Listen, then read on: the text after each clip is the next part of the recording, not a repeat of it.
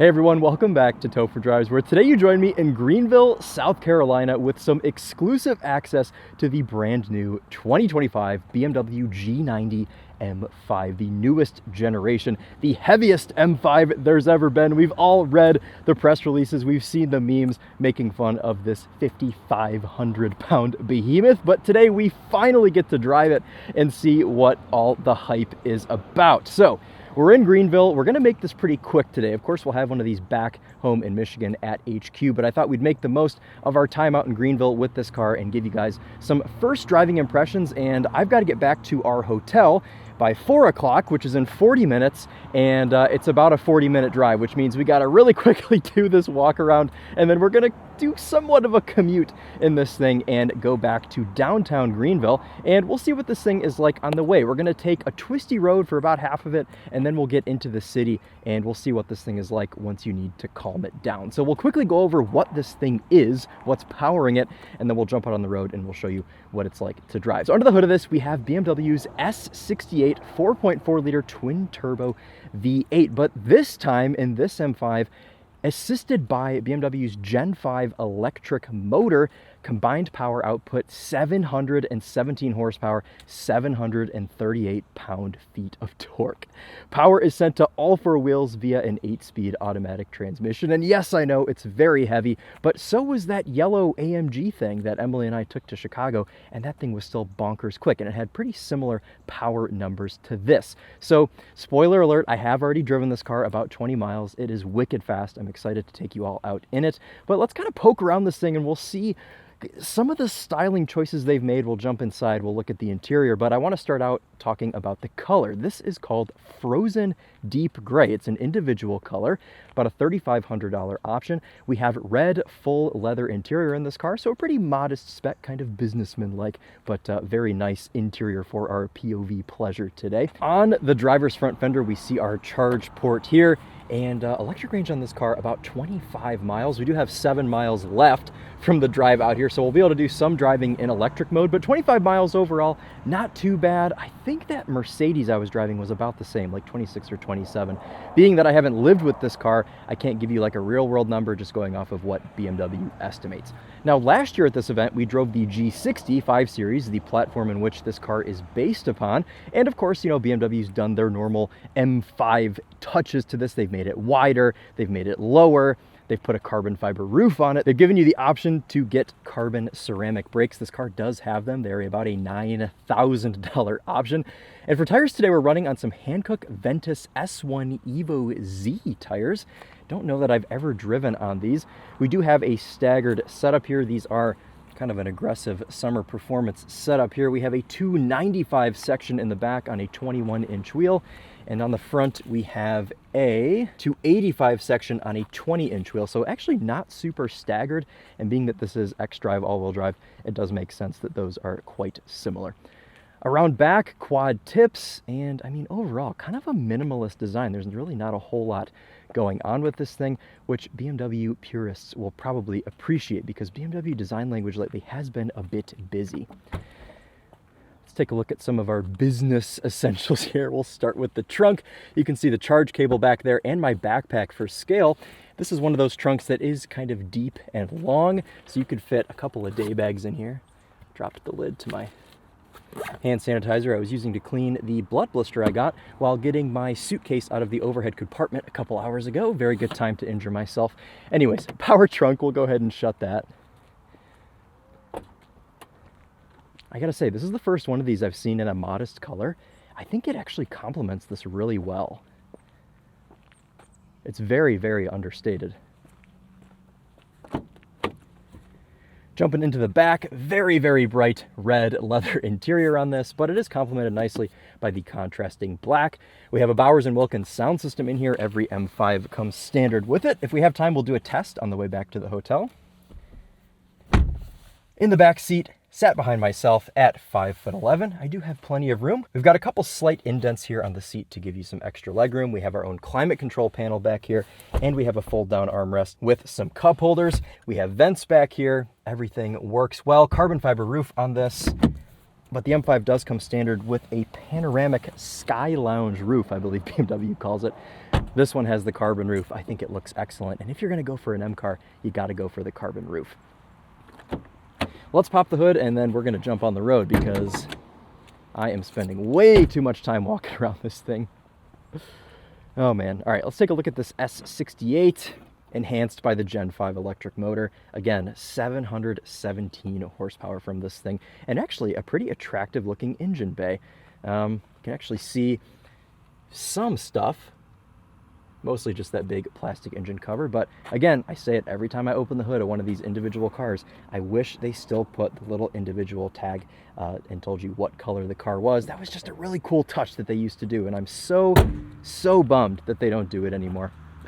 Up front, we kind of lack the big gaping nostrils that you get on the M3 and M4. And in fact, these kidney grills on this new M5 are mostly closed off. They can only breathe here from the lower sort of third section. But don't worry, because it can gulp in, inhale massive things from down here. As you can see, it has been doing all day. Lots of little leaves and debris. Oh, and there's a piece of broken glass in there. Interesting. Okay. So it's been eating all sorts of road debris today. So, okay, well, let's jump in this thing and we'll halfway commute it, give you some first driving impressions, and try and have some fun here with this nearly 3-ton behemoth. We drove the BMW XM Label Red last year, which has a very similar powertrain. Same amount of horsepower torque. It had over 700 horsepower for sure. So here's our key. Pretty much the same as what we have been seeing lately on our M cars. Let's fire this thing up.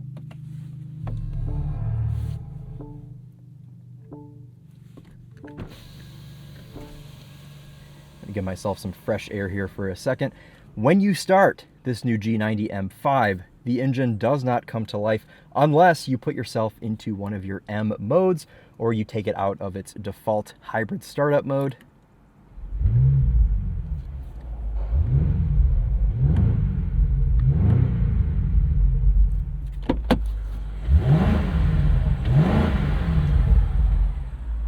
Doesn't really sound like too much. There's not a lot of drama with this V8. We'll have to see if that comes to life a bit more while we're out on the road. Otherwise, up here we have iDrive 8.5. This is the updated iDrive 8, of course, that gives you easier access to your climate controls, makes life quite a bit nicer in these newer BMWs. Pretty good center console space. You've got 2 places to put some phones. You've got cup holders, which I'm using right now for a spare camera in case the one on my face overheats. Okay, you know what? Let's just get this thing out on the road, and when we have one back at home, we'll do a more in-depth review, but I really just want to show you guys what this thing is like to drive. We're going to start with the windows down, and then we'll switch to windows up. I'm actually going to start in my M mode, and then once we get to the city, we'll shut it all down and we'll drive in electric mode, and we'll see what this thing is like when you need to chill out, but we'll use the V8 at first. Into reverse, you can see a very nice 360 camera and reverse camera, super high quality. Very, very quick steering in this car. You can see it's only about a turn lock to lock, 2 turns rather. I do wish we got a bit more of a bespoke shifter here in this M5, because this is just the same as you get on a regular 5 Series, though we do at least have an M badge on our glass iDrive knob, so gotta appreciate the small things, I suppose.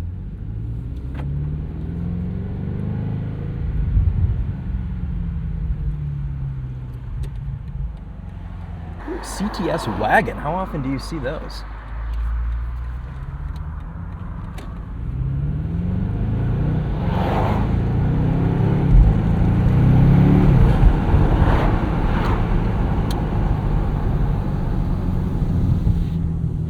Put these windows up. I'm actually going to put this into drive here for a second until we reach our twisty road.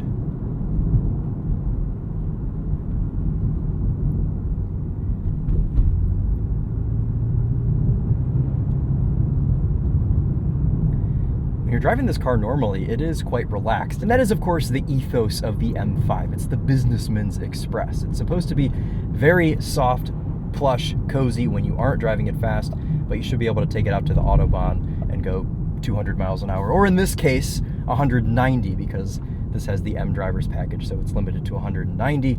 But if you don't get the M driver's package, it's limited to 155. So this is actually the faster of the 2. I think it's funny that you have to pay to unlock your top speed. It's a little bit strange, but anyways, it's the way it goes.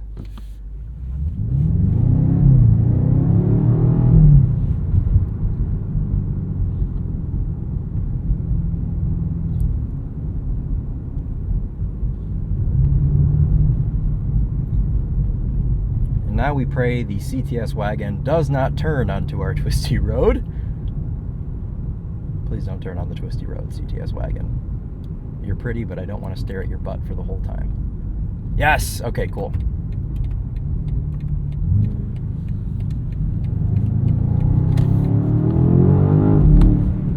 Okay, I want to preface this by saying this road is a little bit sketchy, and I realize that it's made a bit sketchier by cars going quickly. So I'm going to behave myself today because there are lots of cyclists, lots of pedestrians, there are lots of houses on this road.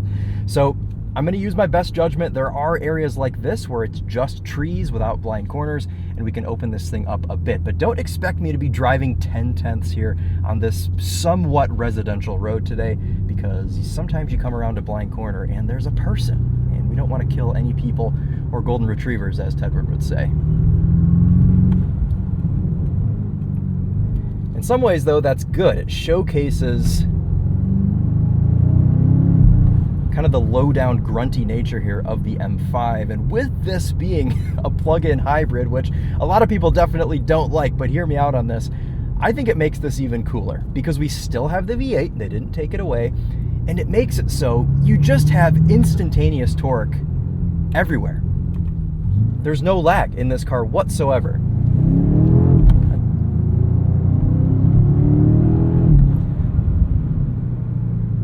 So this is quite quick. Honestly, it feels pretty similar in power to that AMG GT63 E-Performance I was driving a few weeks ago. Which is really funny because that Mercedes claims to have like 300 more pound-feet of torque, but maybe they measure things differently, I don't know. As you guys can hear though, not a whole lot of drama from that V8.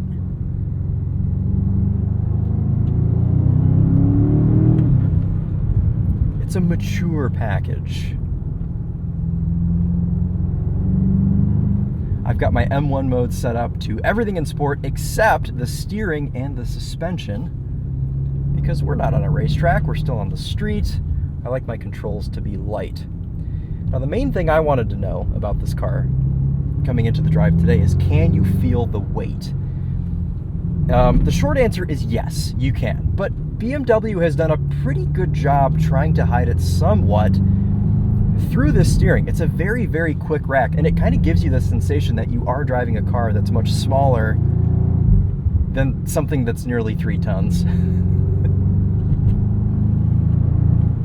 It changes direction pretty quickly, and with suspension and comfort, you do get just the slightest amount of body roll. Of course, these adaptive dampers can stiffen up.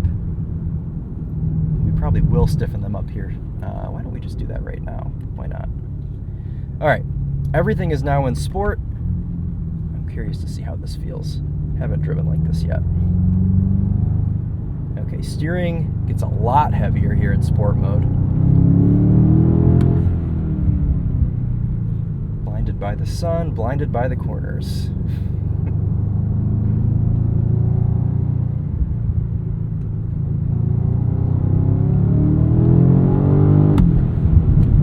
Onto the brakes. Yeah, that's another time you feel the weight of this car. Brake pedal feel is actually really nice, despite this being a hybrid. You've got good bite way up top, actually. The brakes come in very quickly once you breathe upon that pedal, but you can feel the nose dive.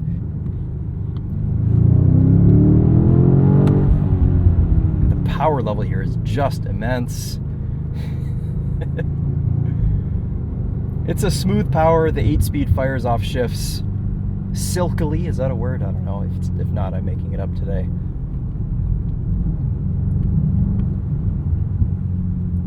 I was driving the BMW XM label on this road last year, and that felt massive. And this honestly feels just about as big. In fact, this kind of reminds me of the XM label. But hilariously, it's not as stiff. It's a little bit more forgiving than that car. It's so funny to think about. Proper old M car there. Check that out. E46 M3. Probably weighs about 2,000 pounds less than this car.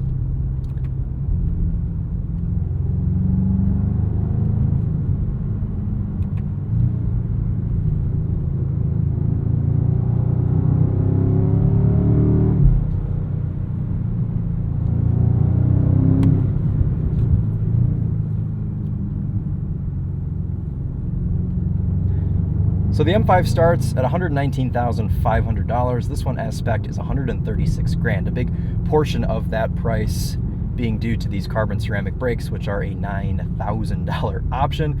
But this is one of those few cases where I may say, maybe go for the carbon ceramics, because this is such a heavy car that you don't want to risk any sort of fade. I know the steel brakes, I'm sure, are fantastic.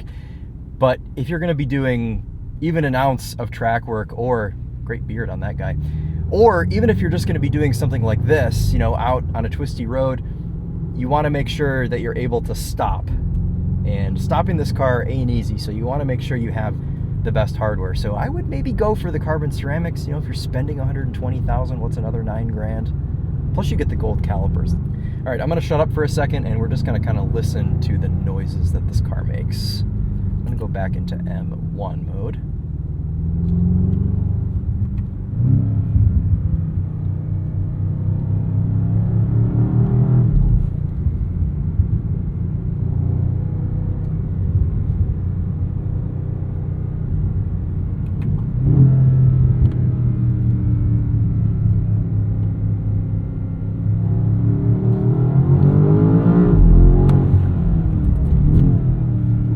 ABS a little bit there.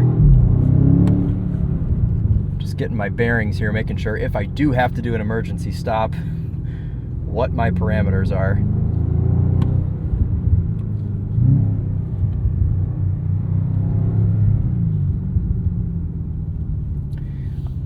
This steering wheel is a little bit large.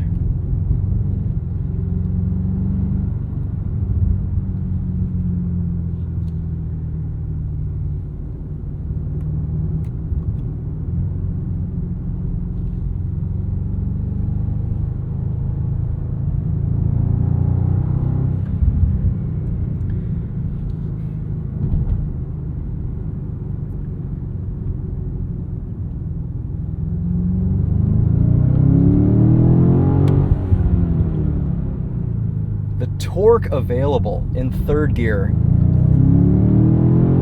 pulling out of a corner at 30 miles an hour, is just, it's jaw-dropping. 4 years later, I'm still enthused by cars that are this fast. I mean, how can you not have a smile on your face going this quickly?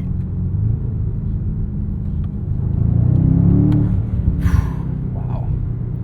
Wow, wow, wow.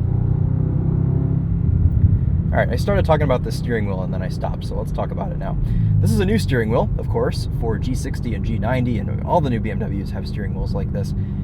I don't like them as much as the older ones. I just got out of the M4 CS, which kind of has a new rendition of the old steering wheel. It's still the same old airbag and buttons and everything, but it's a flat bottom like this one, so it's kind of the best of both worlds in some ways. Feels really nice in the hands. I think the 2020s, like the late 2010s, early 2020s were like peak for steering wheels. Porsche had a really good steering wheel. Pause. Check this McMansion out here. Don't really expect to see that out in Greenville. Anyways. All right. But the steering wheel's fine. I wish it was Alcantara because I'm suffering from chronic sweaty palms right now. Dynamically, you can see it's still big, it's still heavy, but it can hold its own on a back road like that. Movements are pretty progressive. The chassis is pretty well dialed in, and I knew last year driving that XM, with that car feeling pretty at home on these back roads, I knew the M5 would feel quite nice as well. BMW actually showed this car to us last year in a secret room before it was revealed a few months later. So we've known about this car for a while, and a year later, I'm excited to finally be driving it. There we go. I am still in manual mode. I'm going to take us out. We're going to go back into our hybrid drive mode. That is going to default us into electric, which we are in right now.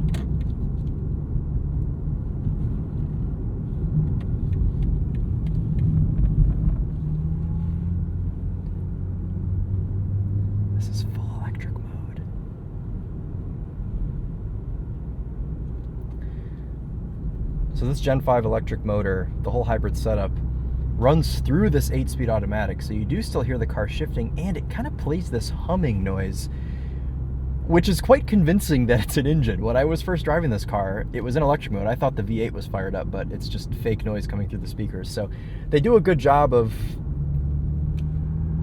You hear that? It's just like a little buzz. This is an even tighter section of road. The car does feel kind of massive right here. Trying not to drive onto the shoulder, keeping us in the lines. Cool.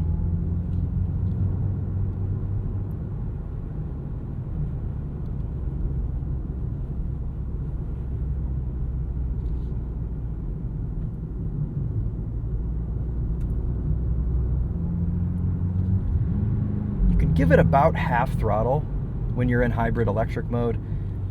Once you step on it enough past a certain point, even before the kickdown switch, it will activate that S68.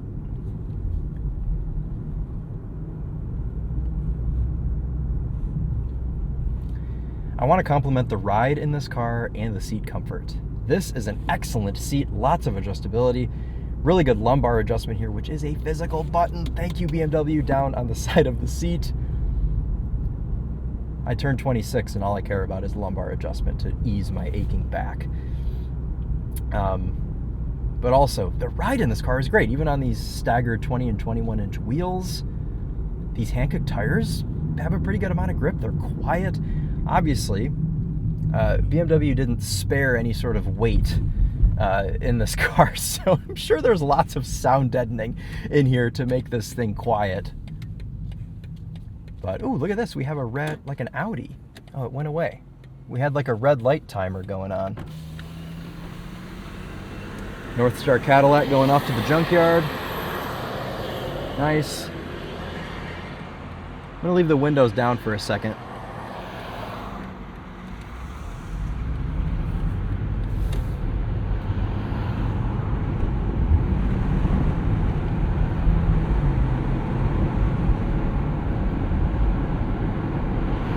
See, that V8 came to life for a second. Shut back off here for the downhill.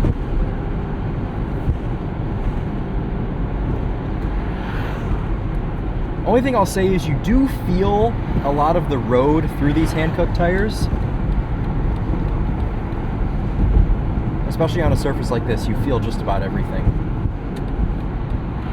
Somebody got. Hopefully it is not a BMW. It's not. It's an old school Volkswagen Touareg. Check that out. Got a rare sight. Okay, here's another thing I'm surprised by. Visibility out of this car is really, really good. You can see out of the back window here, we don't have a camera mirror, which maybe for 140 grand you should, but in this car we don't. But I can see just fine out of the back. And honestly, looking at this car from the outside, the side profile, the hood, and the trunk, they all look massive. But actually sitting in it, I mean, you can see out of it really well, so no real complaints there. Put these windows back up. Very well insulated. Visor does a good job. Let's see. Ooh, it does not extend though. Blocks most of that window. I'm a fan of the Alcantara headliner situation we have going on in here, but I'm not a fan of the vent placement. The G90 7 Series is the same way. It's all just like, to open and close them is electronic on our trim here, and then you can never really aim them properly. I'm going to turn this up slightly because I am getting pretty hot. So please bear with my vent noises here. Let's take a look at this cluster. There's a lot of different things you can do here. You can have your trip data, which I probably should reset to see what sort of fuel economy we were getting. I like the augmented reality view. You can see what's going on in front of you. When you're running navigation, it puts little arrows to show you when to turn. So we're actually we'll roll with that on here in a second, but I want to show you guys what else we have. Route preview, we have our map, which with this iDrive 8.5 will project your CarPlay onto the cluster. Like to see that. You can see what sort of drive modes you're in, temperatures and pressures, sport displays, a G meter. Yeah, lots of cool stuff. We're gonna go into augmented reality. Why not?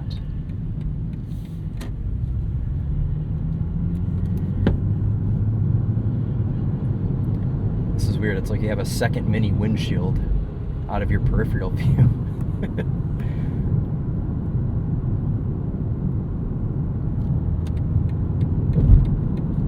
These turn signals feel really nice. The Topher and I always joke that it's got a short throw turn signal because you click it real quick and it's just a nice satisfying feel. See, I've got this vent on 3 and I just cannot get it. Problem is you can't see the vents because they're behind the dashboard, so you just have to guess with these silly little knobs. Ooh, let's quickly do a sound system test on this Bowers & Wilkins. Remember, this is standard in all M5s.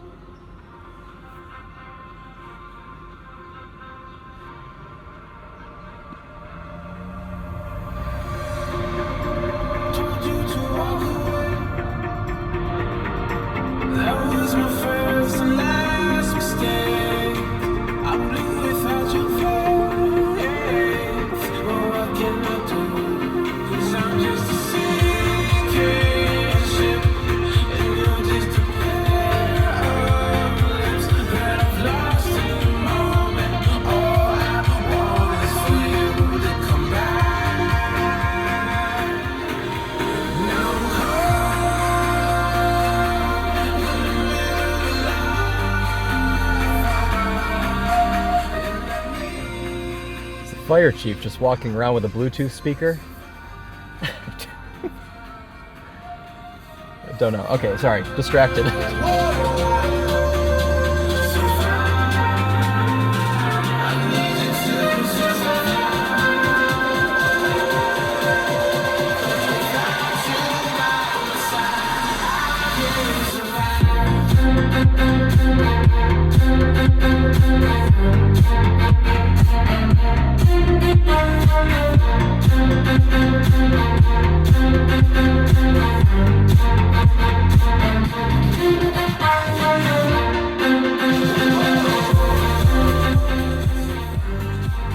Just as I expected, another excellent Bowers & Wilkins system. I mean, that just sounds fantastic. A lot of these late BMW Bowers & Wilkins systems have been just fantastic. Loved the one in the 7 Series. I think the 530i we drove earlier this year, I think that had Bowers in it too. So just really good systems. Really good at complexity. What these systems do best is you can listen to them loud and they aren't harsh on your ears. So love a good Bowers system. Recording today's video using my new DJI Action 5. So if it looks a little bit different, that's why we're testing it out on quite an influential new car. So hopefully everything looks okay. But man, how cool of an experience to be one of the first to drive the new G90 M5. This is pretty sweet. A car that, it's not like the most engaging thing in the world, but I don't think an M5 really should be. I think if you want a proper raw driver's car, you're going to want to go for an M2 or an M3 or an M4. Once you step up to M5, the Alpina effect kind of happens for me. I think I would kind of prefer comfort and like top speed over raw, harsh driving. And I think with this being, of course, a 5 Series at heart, it still does need to be comfortable. So, wow, we've been doing 20 mpg.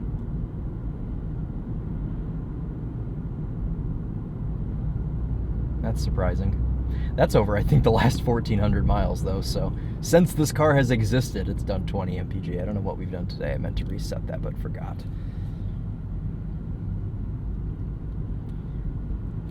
This would be one that I would love to road trip with Emily, so see if we can work something out with BMW, but this would be really, really fun to spend a lot of time in. All right, we're 5 minutes from the hotel.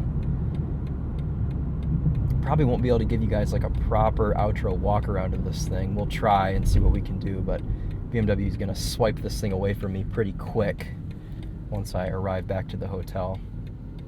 So, I mean, final thoughts, like, it's an M5. It's pretty much exactly what I expected. Yes, it feels heavy, but in a lot of ways, it feels more refined than the outgoing F90. But you do lose some of that drama from the F90, some of the drama from the exhaust. You don't get as many pops and burbles. You don't get as much induction sound. all in all, this thing has been toned down a bit, but it definitely does feel faster. It's very, very fast, and instant throttle response with this being a plug-in hybrid. And if you live in Europe, you can drive it in city centers with your 25 or so odd miles of electric range. So it's a multi-purpose car. I would say more so it leans more towards being a livable commuter daily driver car now for 2025. So you could either love that or you could hate it. Luckily, other M cars exist: M2, M3, M4, M8. Not all of them have grown up yet, and I hope they don't all grow up, but I think I'm okay with this M5 being a bit grown up. And also, you know, BMW may come out with like an M5 competition that's a little bit more turned up. Shout out to the Nissan Versa S. That's the car that everybody should be driving, because it's really all the car you ever need. If you guys haven't seen my video on the Versa S 5-speed manual, make sure you go and check that out. That is a proper commuter car. Okay. I'm the only person in the history of the internet to talk about a Nissan Versa during a BMW M5 review. But that's why you all come to ToPher Drives, I hope, for unique experiences like that. You feel quite a bit of the recuperation, as BMW calls it, regen braking. And you feel it a lot more when you're in your customizable modes, because you can actually toggle how much it regens when you're coming into a corner. As soon as you pull your foot off the accelerator, you can feel the car start to recuperate. And I like that you can adjust that. You don't really feel it a ton. I mean, you feel it a little bit, and you actually have a meter down here you can see when the battery is charging.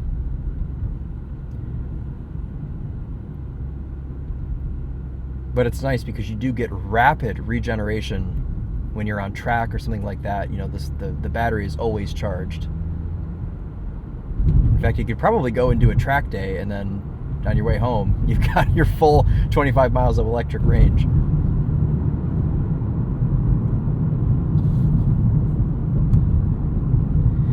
Alrighty guys, well, that's going to wrap it up for us today. I've only spent about an hour in this car, but still, if you have any questions about the new G90 M5, please let me know in the comments. I'll do my best to answer them, and we'll get one of these probably in spring or summer of 2025. We'll live with it at home, and we'll give you a little bit of a better idea of what this car is really like to daily drive. But for now, I hope you enjoyed these first impressions. I know I had a really good time.